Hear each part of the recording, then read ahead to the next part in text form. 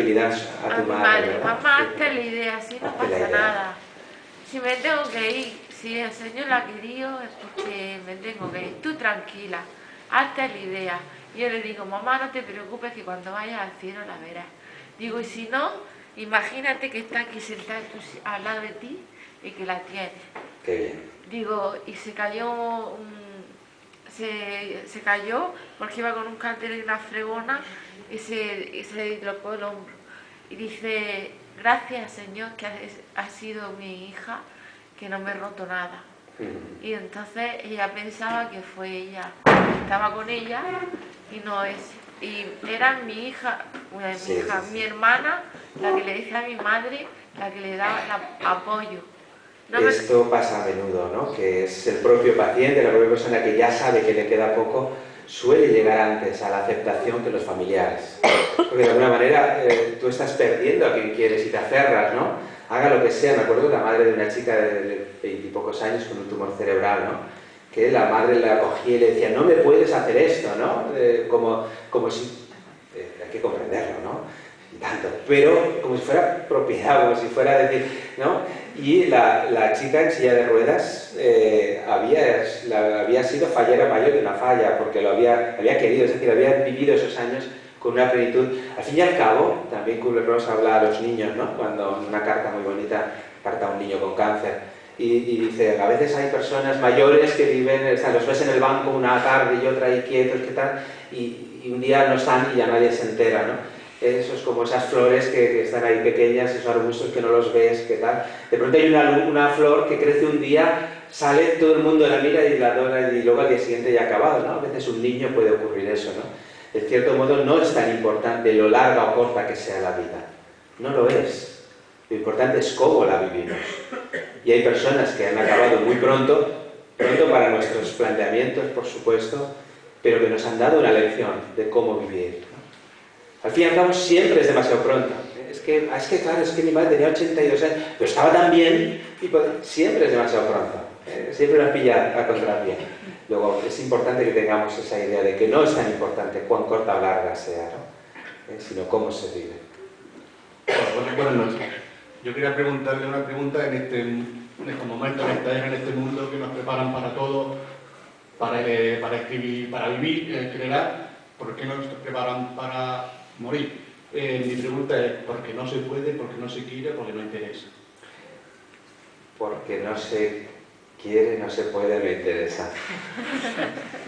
Lo hemos hablado, hemos oído unas clases sobre la muerte en el niño en un máster de salud infantil y lo planteamos, es decir, qué necesario sería que en los colegios se hablara de estas cosas. Porque hay quien dice que son los dos tabús que ha habido con la educación con los niños, ¿no? La sexualidad y la muerte. Se ha dado un cambio a la sexualidad, a veces excesivo, probablemente, pero se pasa a entender que la sexualidad forma parte de la vida de una manera más natural y se habla. Eso no lo hemos conseguido con la muerte. ¿Por qué? Porque para hablar de la muerte, para estar hoy aquí, tengo que agradeceros a cada uno de los que habéis venido hoy, porque podíais no haber venido, hemos de plantearnos respuestas. Porque yo no he dado realmente, ¿no? Como decías antes, Joaquín, yo no consigo dar las respuestas esenciales, porque cada uno tendrá que encontrar su respuesta.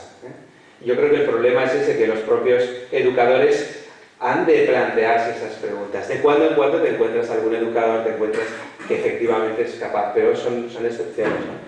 Sería imprescindible, porque es lo más natural de la vida. Pero es algo que yo entiendo que tendrá que ir ocurriendo poco a poco, ¿no? Pero las cuestiones que ha preguntado, ¿usted qué cree que puede ser la...? No, yo creo que es porque se tiene miedo. Sencillamente. No es que no interese, porque en el fondo se tiene una idea errónea de que se quiere proteger a los niños. Cuando el otro día, no sé con quién hablaba también, en los pueblos aún los niños van al funeral y van tal. En las ciudades el niño se va a casa de la vecina y no ve a la persona que ha fallecido, ¿no? Les estás separando, lo mismo que hacemos con los centros comerciales. Les estamos ahuyentando y les estamos atemorizando. Eso debe ser malísimo, porque si no puede ir a verlo, ¿no? Cuando es lo contrario, ¿no? Cuando los niños pueden estar cerca del abuelito que está al final de la vida y le dan un beso y ya acaba la vida, pueden comprender que eso es lo más normal, ¿no? Y es un trabajo que tenemos que hacer entre todos, efectivamente.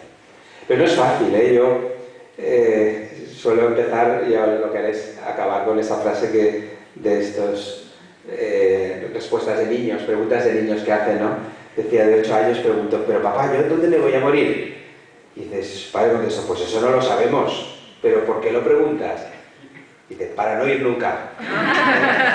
En el fondo, hoy los que habéis venido ya sabíais que algo de esto íbamos a hablar, lo siento, pero verdaderamente, si pudiéramos no iríamos nunca, no hablaríamos de esto. Yo creo que esto es un acto de sabiduría, es un acto de conciencia, el que estemos hablando de estas cosas. Y yo creo que es la gran misión que también la Iglesia lo hace, ¿no? Que realmente cuando alguien está en una catequesis, ¿no? Como estáis, verdaderamente estás dándole sentido a la vida a través del Evangelio, a través del amor recíproco, a través de... pero les estás dando también sentido al final de la vida. Yo creo, y perdona que bueno, yo últimamente la reflexión que estaba haciendo para el próximo libro es que necesitamos respondernos a 3 preguntas esenciales en la vida, ¿no? Bueno, hay muchas más, pero una sobre el presente, otra sobre el futuro y otra sobre el pasado.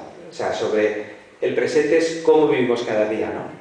¿Cómo vivimos, no? Yo personalmente encontré mi experiencia y mi respuesta fue a través de la experiencia de Chiara Lubick y de los focolares en mi comunidad, en la iglesia, donde encontré cómo vivo cada día. Trato de vivir en el amor, tratando de ser el amor, como dice, ¿no? Porque creo que es la mejor manera de vivir cada día.